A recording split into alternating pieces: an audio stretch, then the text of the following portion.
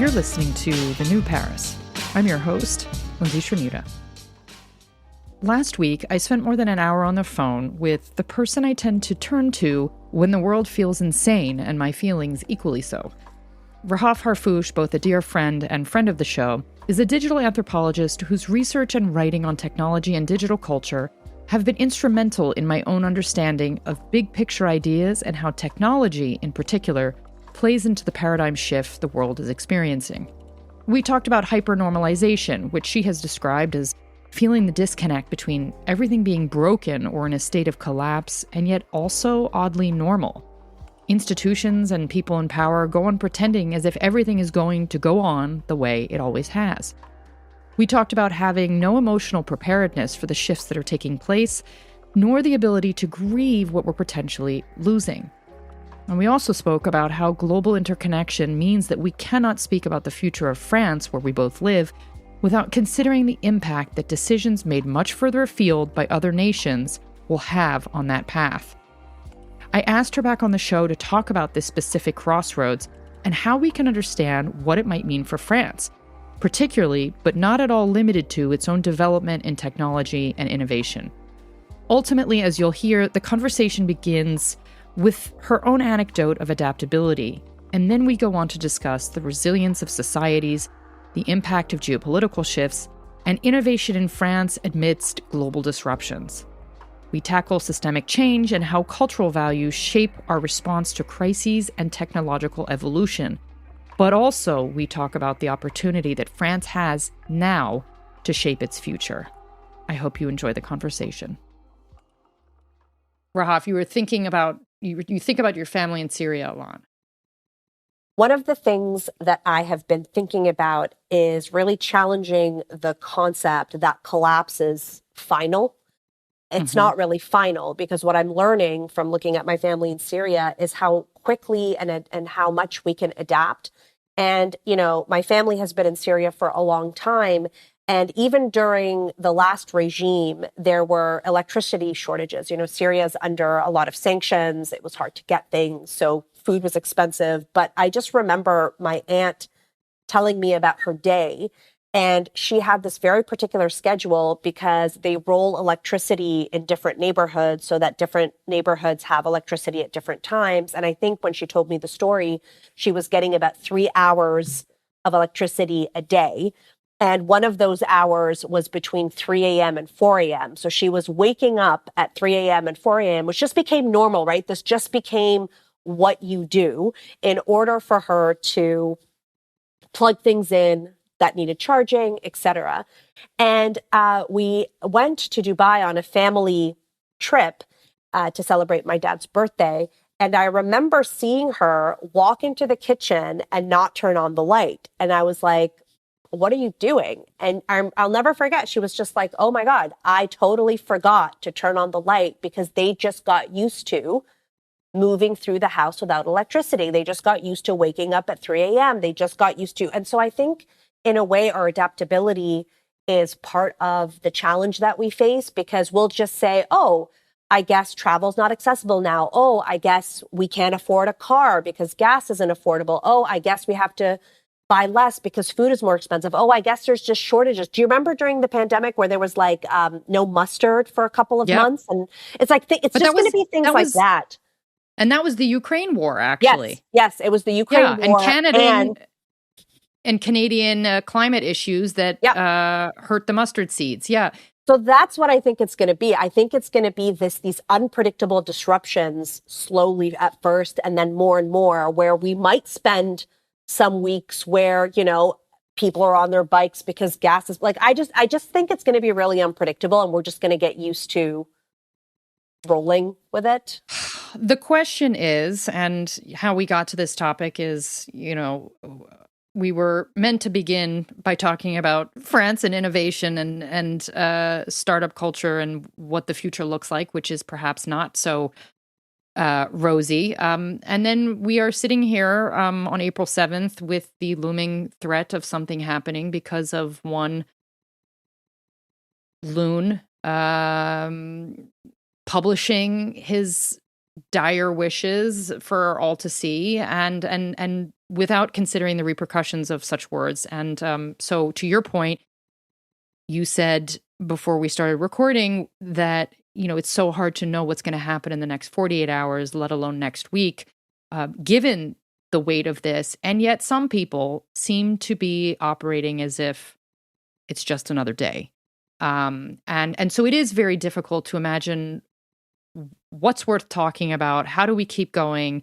And that's hypernormalization as well, which you didn't coin that term, but you went significantly viral in the last year for having brought it back to the fore. And the last time, I don't know if you remember this, but the last time you came on the show was a few years ago. And we talked, I think it was during the pandemic as well. And we were talking about how you handle grief and how you handle when it feels like your world is sort of spiraling out of control. And you said you control what you can control. And you've always told me that, and that's true, whether we're talking about Paris and how to make sure the community continues to thrive even in hardship. That's true for the rest of France, but that's true everywhere.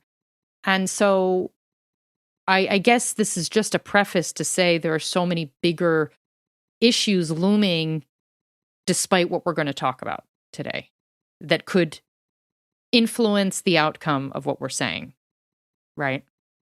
I think that in order to be able to talk about France and in order to be able to talk about anything that's going to be country specific, we have to sort of acknowledge that we are standing at this like pivotal point where things are going to be very different, like before and after break points, And so these are those moments where the world is just never going to be the same afterwards. And in the case of the Iran war, I think it's very interesting that event has completely changed the trajectory and it's just like pulled us into a completely different timeline.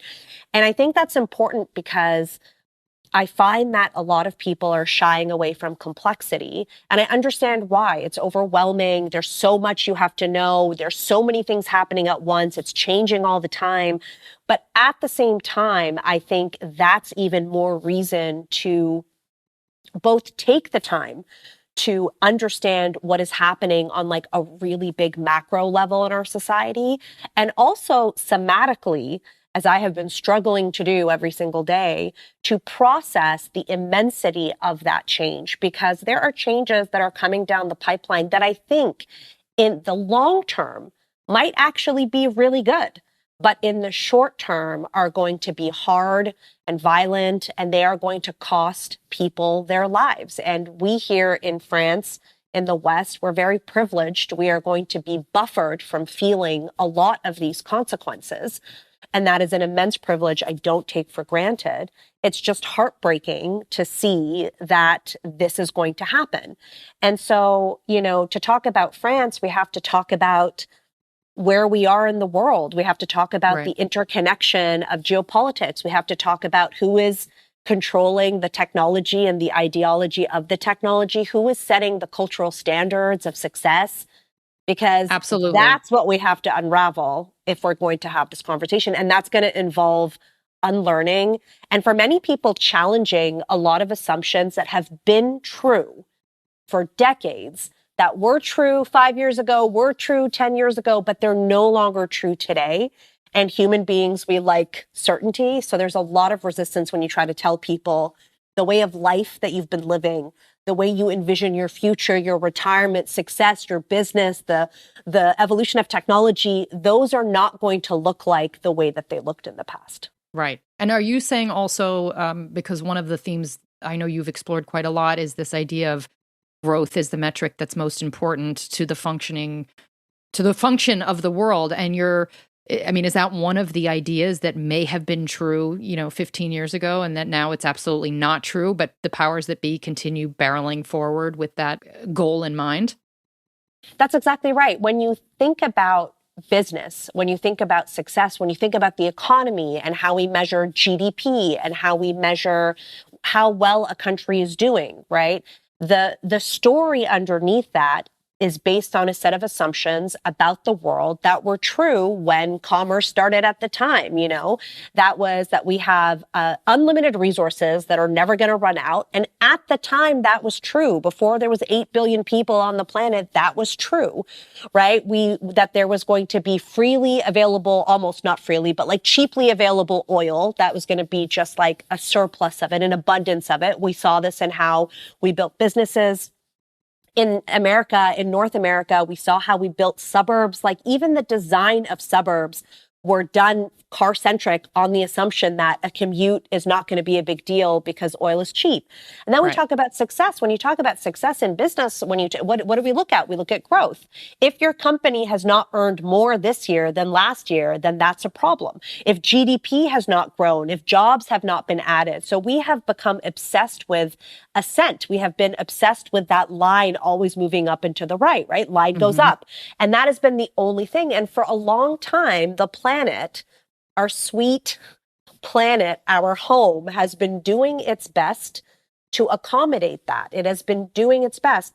And then we built global trade. We built a society of cheap goods, plastic goods, freely available goods, where, I don't know the exact statistics, but the majority of pieces of clothing that end up in landfills, and how we're consuming, X amount of times more than what we can, sustainably replenish. So all of those things were true. And now we keep passing like planetary system limitations. And we keep thinking that we're going to be able to do this forever. And the problem with that is the second you start talking about degrowth, the second you start talking about a different metric. I mean, the UN just recently published a study saying that normal business models are going to have to pivot to something other than GDP because we are facing planetary collapse.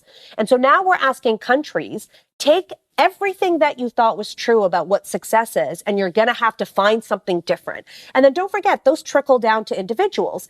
You expect, right? You expect as an individual that you're going to keep getting raises, that you're going to keep earning more money, that your life is going to keep getting better, that progress is going to keep moving forward, that you have all these expectations, but that expectation is rooted in infinite growth.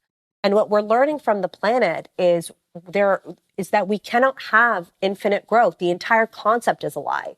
And if we don't adjust, the system is going to adjust for us because we are hitting limitations of water and oil and materials and chemicals and like all of these resources.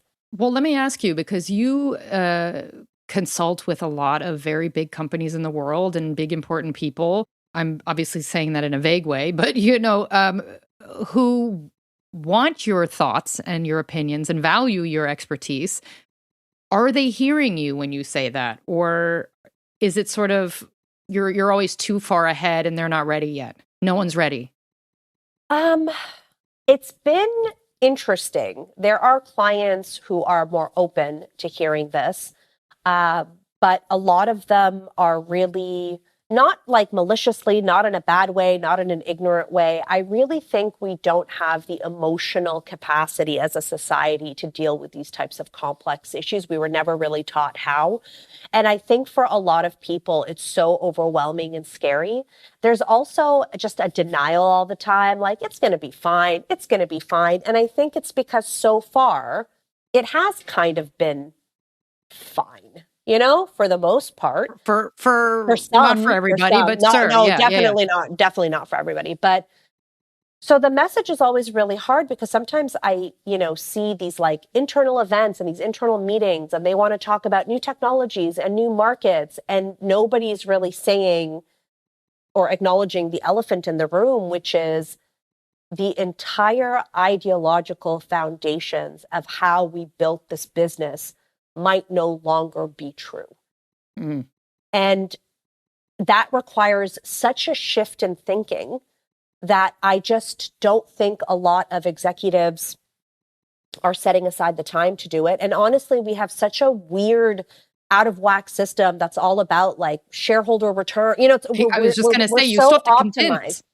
Yeah, you have to convince board members, even if a CEO or someone, believes in that shift, you now have to convince everybody else that they need to agree to earn less. that's why I'm kind of looking, this is where I go back to like what we said earlier about being pragmatic, that these changes are going to be really difficult and turbulent because a lot of these organizations might not survive in the form that they are in now. But I do know there are a lot of people that are working in this space that are poised to take advantage of it, right? So if this is what's going to happen, the same thing that happened in the pandemic. I mean, I think of the anti-fragility framework, right? That was created by Nicholas Taleb Nassim, the guy who wrote Black Swan, and he said there are three categories. There are three possible responses to a giant market shock or to huge disorder. There are the companies that are not resilient. They will just die. If you cannot adapt, you will die, right? There are the companies that are resilient that will like eke out and survive and just manage to kind of hold on to the status quo. That I think is the majority of companies that they're just going to do their best to like brace themselves until they can't brace themselves anymore. And then I think there's the category of anti-fragile. And these are the people that understand what's coming and that are preemptively building models to face this new world, that are thinking about what does regenerative capitalism look like? What do new models of building businesses look like? What does human-centric innovation look like? What is ethically based technology look like? And they're starting from now to build it. And, I guess time will tell, but the market, at some point, the parameters that are limiting the market are going to force you to pay attention. It's like, right. It's like when you're injured. Have you ever had a doctor say to you, like, if you don't pay attention to your pain, your body will just get louder and louder and louder until it forces you to pay attention? That's what I think it is. I think right now we're getting the twinges, and soon they're going to turn into screams. They're going to turn into storms. They're going to turn into different types of collapses because we are not paying attention to the root of the issue.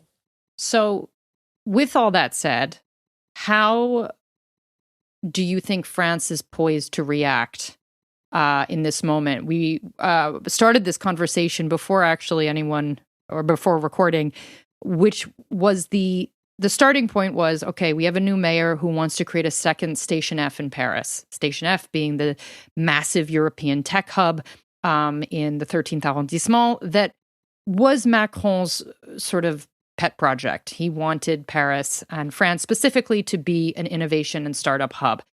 That has happened to a degree, but recent funding results would suggest that France's unicorns are actually doing quite poorly. And actually, many of its startups are failing, and France is now ranked beneath the UK in terms of most failures. And so this creates an opposition to the optimism that there once was, even within the heart of COVID. So how do these two themes, I guess, connect? You talked earlier about interconnectedness and how that is something we cannot ignore. And how could a country like France, which has perhaps a deeper social foundation and a slightly more human-centric vision of society than the US or North America, how do these things overlap, and what could that mean for the future? I mean, I was very skeptical about Station F from the beginning because anytime I hear somebody compare it to like the Silicon Valley of, I'm already like uninterested, because my theory has always been that if you have to copy, you're always going to be a step behind. And I have always posited that these unicorns are actually Trojan horses because we are bringing in companies that we are trying to replicate a success strategy that's very American and a success strategy that is based on very specific investment objectives. So in Silicon Valley, not the only, but one of the most popular strategies is this thing called blitzscaling, which was used for Uber, for Airbnb, for a lot of these like big tech companies, where what happens is you try to do two things. You want to dominate the market, right? You want to dominate the market. You don't have a revenue model. You assume that you're going to figure out a revenue model at some point. And then you have these giant, like hundreds of millions of dollars of investments that can subsidize business models that aren't profitable for years. Like Uber was unprofitable for over a decade, right? And during that time, they are able to charge €6 a trip to undermine and undercut the prices of taxis, the prices of other things, right? So they can come in and they can do it. The problem with blitzscaling is that by definition, it requires only one company to be the winner. And this is what I have been screaming from the rooftops from the beginning, is that you're bringing in an ideology where a lot of the money and the ideology of the funding that's coming from the US, they don't care about a thriving ecosystem. They don't care about a human-centric technological future. They want one multi-billion company so that they can exit and take their cash and go. And so this is why when you look at the unicorns in France, they're just replicating that same model. And in venture capital, you might invest in 10 20 companies and maybe one of them is going to be successful. The rest of them are going to fail. So then you had countries like France that said, we want innovation, but we're going to replicate a model that honestly, by definition, is quite predatory because they know that the bulk of these companies are going to fail. So they're all like trying to bet on this one winning success, which I think is really weird. The second thing is, which from a cultural lens is so aggravating to me, is that the person that coined the phrase unicorn used it specifically as a symbol that the ecosystem was out of whack. Because unicorns are not real. You're not supposed to see unicorns. And the premise originally was, if you see a unicorn, there's a problem in your ecosystem.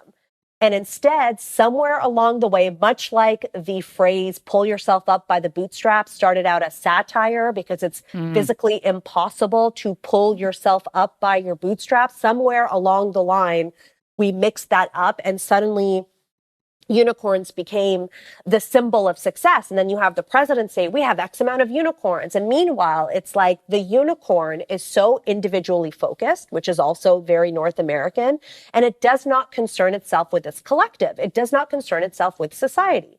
So for me, when we started talking about Station F, I was like, this is weird because parts of the strategy are directly in opposition of key tenets and values of French life.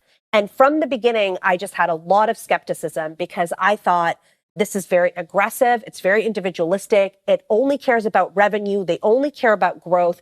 And then because this was the strategy for so long, you had entrepreneurs that were building businesses that they wanted to sell quickly, not businesses that were going to add actual long-term value to the society. When you look at a lot of the services and a lot of the unicorns, when you look at who is actually benefiting other than the investors, very small amount, I would say a nominal amount of the French people are benefiting from all of these valuations. So then going back to what is innovation, like what is the point then? What is the point of sponsoring and investing all of this money to reward a version of innovation that by explicit definition needs everyone else to fail so we can have one winner? You raise such a chilling point. And, I know that you were part of the Conseil Numérique. You were part of a committee that was people from all sorts of backgrounds, right? Were coming together to weigh in for the president on issues regarding technology, digital life, digital culture. You worked on disinformation campaigns. But it almost seems like he has been co-opted by the Silicon Valley movement. And if it means that there are more wealthy people to conceivably employ people in France, is that not the shortcut maybe that, our government has made here? That, if you're building something big, regardless of whether ideologically it's sort of not fully aligned, but if it means you're going to have job creation, especially when unemployment has been, at various points, especially before Macron took over, quite high. Do you think that comes into the calculus at all, even though long-term it's a short-sighted vision? I don't know. I mean, David Graeber had the whole concept of bullshit jobs. If you want to create startups as bullshit jobs, that's fine. Like, that's a strategy. If you have people that are willing to create jobs, sure. I just always think that the type of innovation that is being chased is not one that is aligned long-term with the interests of France or its people. It's not. And I know this is really hard, and I know people might not agree with me, and that's okay. But like, we're talking about short term, long term here. Like, I think short term, sure, looks really good, but long term, when you look at what's happening, it's like we're building innovation, at least in North America, we're building innovation models that like don't really care about people or ecosystems. If they just don't, they don't care. When you look at, when you look at the inception stories of Facebook, or when you look at the harm that has been perpetuated by X, right? It's like this is very clearly a reflection of priorities. As a digital anthropologist, my argument has always been that whether we like the reflection or not, whether we like what we see or not, the technological ecosystem is always a reflection of society's priorities. Whatever flowery words you say aside, when you look at how the tech works, that tells you what is actually important. It's like how people say they value privacy, but then they consistently undermine their own safety protocols when they use some of these apps. So they say one thing, but actually they prioritize convenience more than privacy. That's fine. Like, I'm not judging. I'm just saying this is like what it is.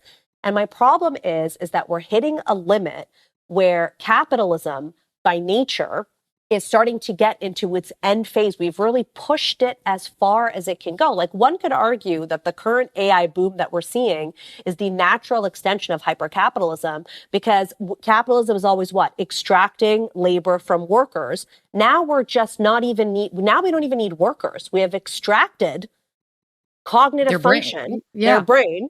And so soon we won't need it at all. And when you look at research papers, when you look at like Project 2027, where they looked at, or AI 2027, I think it's called, which was just written as a scenario exercise by a bunch of like really smart people. One of the scenarios was that they posited was that the people that are pushing for these changes envision a layer of the economy where business is being done only with AI.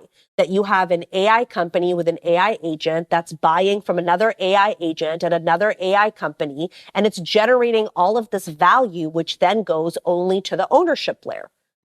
And so my thing is like, sure, if it creates jobs, I'm not against startups. I'm not against innovation. I'm not against investing in entrepreneurs. I'm not against creating national pride. I'm not against developing talent or technology. I'm not against any of that. I'm very for that.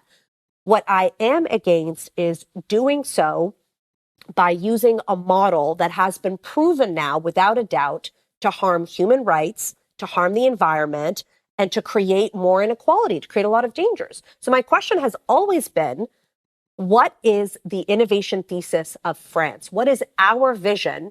If we did not have to pay attention to China or to Silicon Valley, what is our vision of the future? What is our vision of what we want innovation to be? And I think Europe, if we can just hold on, is better positioned in the long term, because we're already starting to see the exploitation that is happening when these regulations are not there to stop people. And so then you'll go, and I'll stop rambling, but then you'll kind of go and you'll have people say, well, regulation slows innovation down. And it's like, maybe, but what kind of innovation is being slowed down? What type of innovation are these regulations preventing?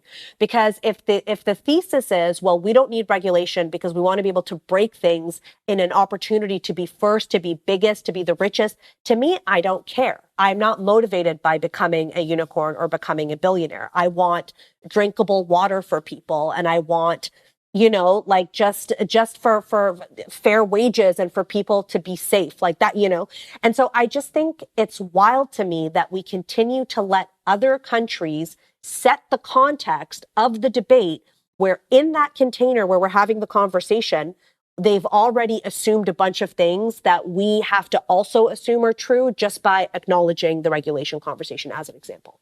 So one challenge to this is the overlap currently between a very toxic, problematic company that has signed deals with France, and that's Palantir.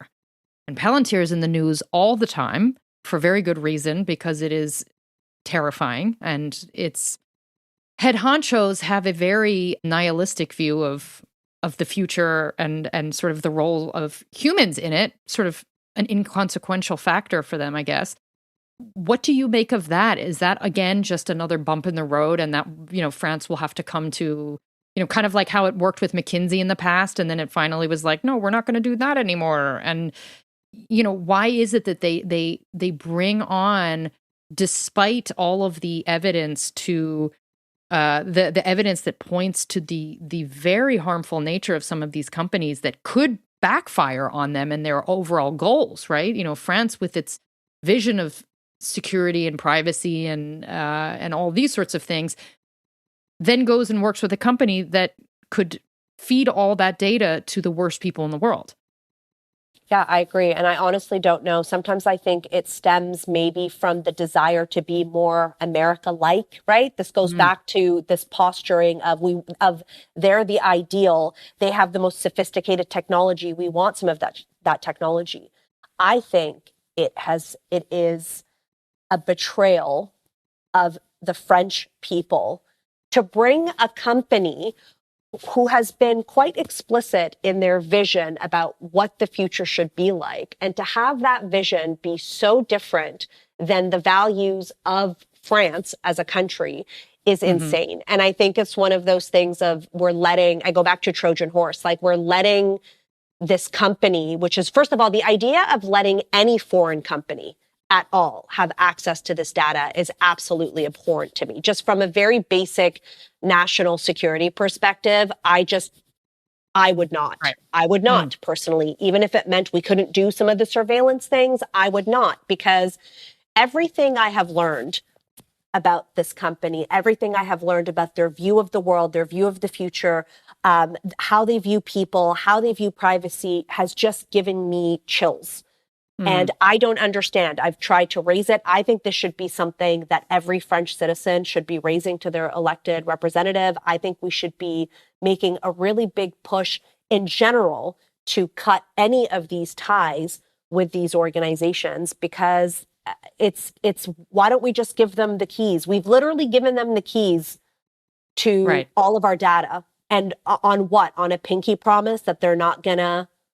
It looks extremely egregious when you think about the move that France made recently, or in the last, just since January, to get rid of American tech products on government computers, right? So no more Microsoft Teams or whatever that is, none of those systems, and to prioritize French systems. So on the one hand, you have them doing this, and then having contracts with some very nefarious actors.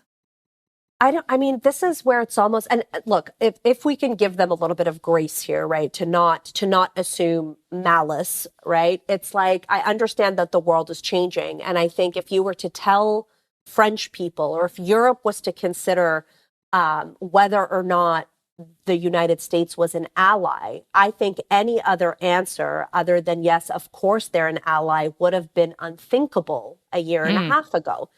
Like, we're talking about a relationship that has persisted since after World War II. We're talking about, again, assumptions you make about the world, about just the way that things are.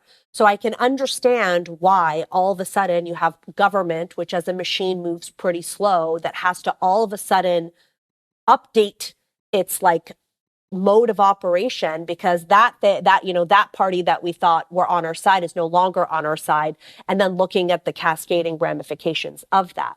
So I would be very interested. I don't have that information. I would be very interested to understand more of the conversations, the justifications, the protections they're putting in place with Palantir.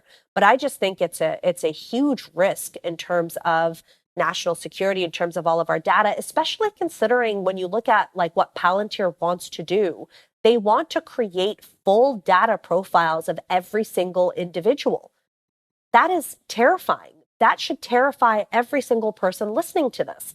And then to have them be weaseling their way into France, I'm concerned. I'm not happy about it. That's for sure. I do need to educate myself a bit more on, maybe they've put limitations on that, but I don't know. I just don't trust them. I just don't trust them at all.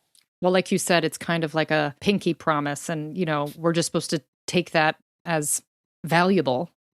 Given all of this, and it feels like obviously a very complex conversation that requires more than a half hour, and particularly as it pertains to France. But you've raised so many interesting points, and I hope that everyone listening does understand that we can't just talk about France and Paris specifically in isolation, because it really is part of this whole network. What do you hope Paris becomes, as given the show is called The New Paris? What can Paris, as the place where all of these decisions are being made and where the tech companies primarily are being created, what do you hope for the future of this city and how it influences the rest of the country? If you had a magic wand, what would you say you would want to have happen? I think as a Canadian who moved to Paris because I just absolutely loved the city with all of its imperfections, I think one of the things that I've always said is that the Parisians, in my experience, have an understanding of how to live a life that is human-centered and not work-centered. And this has been a huge part of my work in understanding the cultural differences, right? I think that the way that French people are in the streets every time something happens is, I think, incredible. I look at the complacency of places like Canada, where it's like, I wish people would get in the streets and would show up. I think the protection of unions, the protection of worker rights, the protection of human rights, even just when you look at Paris itself, even just local businesses, even, we're not, last time I went home back to, well, not home, last time I went back to Toronto for a visit, I was really struck by the lack of local businesses and how everything was franchised, for example. So what I would love to see is I would love to see the city recognize that this is a city made for humans. It's a city made for people. And the way that we are, planting trees and making it less car friendly and having more bike lanes and having more sustainable solutions, I would like to see more participatory tech. One of the things that I live in the 11th, as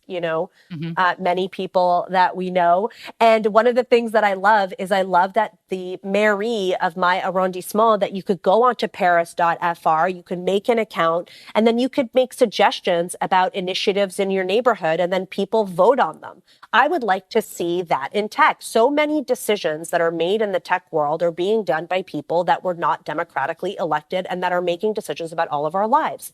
So when I look at Paris, when I look at the new mayor, when I look at the walkable city we've created, the 15-minute city we've created, when I look at the local businesses, when I look at the attention to art and to culture and to craft and to food, I think this is a city that understands that these are the things that are worth living for. Good food, good friends, good conversation, safe cities, good education, culture. Like, isn't that what the point is? And I think the lesson there is that big tech keeps getting us to optimize. All big tech wants to do is optimize. Optimize what? More productivity, more performance, more revenue.